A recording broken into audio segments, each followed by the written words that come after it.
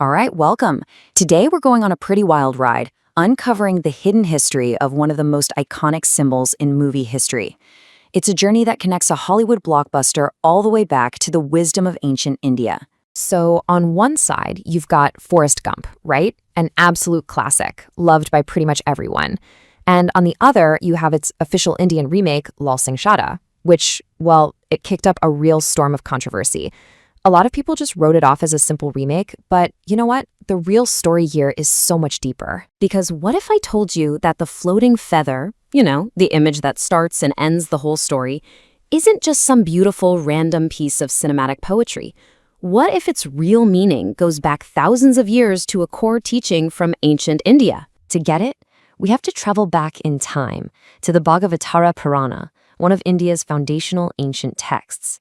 See, the answer to this whole Hollywood mystery is hiding in plain sight, in a powerful lesson from Krishna about two totally different ways to live your life. Krishna draws this amazing contrast between two things, a diamond and a feather.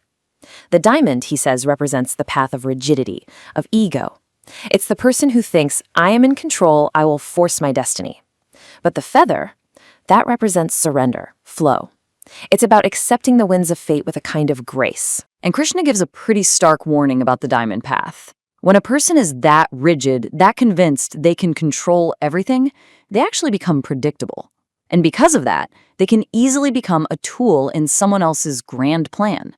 All their brilliant, ego-driven struggle to control their world, it doesn't lead to victory, it leads to suffering. The feather, on the other hand, shows us a different kind of wisdom.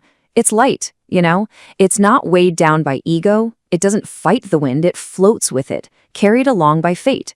Sure, it gets tossed around, but it never ever gets crushed, and that's the key. Living like the feather means you embrace the journey and you let go of all that heavy baggage of anger and worry.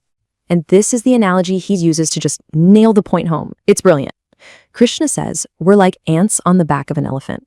We can walk in a perfectly straight line, putting in all the effort in the world, but at the end of the day, the elephant, which is fate, is the one carrying us wherever it wants to go. So the big question is, how in the world did this ancient piece of philosophy travel from an Indian text all the way into a Tom Hanks blockbuster?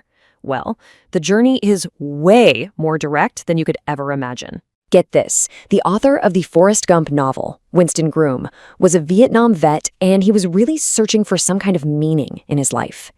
Then, in 1972, he meets an Indologist, a scholar of India named Michael Witzel. Witzel hands him a copy of the Bhagavad Gita.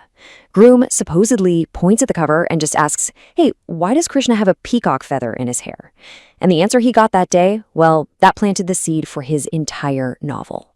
Which means, next time you watch Forrest Gump and you see that feather floating down from the sky, remember, it is not just some random poetic shot.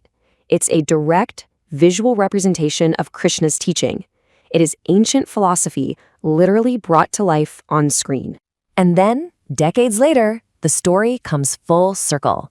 The Indian adaptation, Laal Singh Chaddha, takes this idea and brings it right back to its cultural and spiritual home, making the philosophical connection even clearer. The two main characters are a perfect embodiment of the two paths. You've got Laal, who, just like Forrest, is the feather. He just flows with life. He accepts whatever comes his way. But his love, Rupa, she is the diamond. She is rigid, she fights her fate at every turn, absolutely determined to force her own dream to come true. I mean, just think about their stories. Laal accepts his leg braces, and then one day when he can run, he just runs. In the middle of a war, he's not trying to be a hero. He just starts saving people. He simply flows.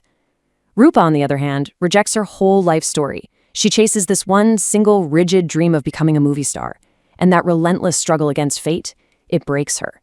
Her story is the absolute cautionary tale of the diamond. But look, this whole diamond and feather thing isn't just for analyzing movies. This ancient wisdom has some seriously profound things to say about the pressures we all face in modern life. Take a look at this number. In India alone, over 1 million students take these hyper-competitive exams every single year. They're raised in a culture that often tells them to set one single diamond-hard goal for their entire life.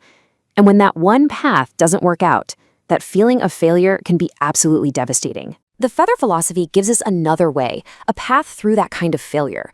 So imagine you set that rigid goal. Then you hit a major setback. The diamond path says you should be bitter, that you're broken. But the feather path, it suggests surrendering to this new direction. And by staying open, you allow for a totally new kind of flow. And maybe, just maybe, a new kind of success you never could have planned for. You know, when you take a step back and look at the whole picture, the journey of this one single idea is, well, it's nothing short of extraordinary. It's really a testament to the power of timeless wisdom. Think about it. From an ancient Indian text to a casual conversation in the 70s, to a best-selling American novel, to a Hollywood classic, and finally, all the way back home to Bollywood, this journey isn't just a fun fact for movie night. It's a powerful example of how the Indian knowledge system has quietly shaped global culture for centuries. So, after tracing this little feather across continents and through decades, what's the ultimate lesson here? What's it all about? It comes down to this simple but incredibly powerful idea. Maybe life isn't about trying to be an unbreakable diamond, desperately clinging to one fixed path.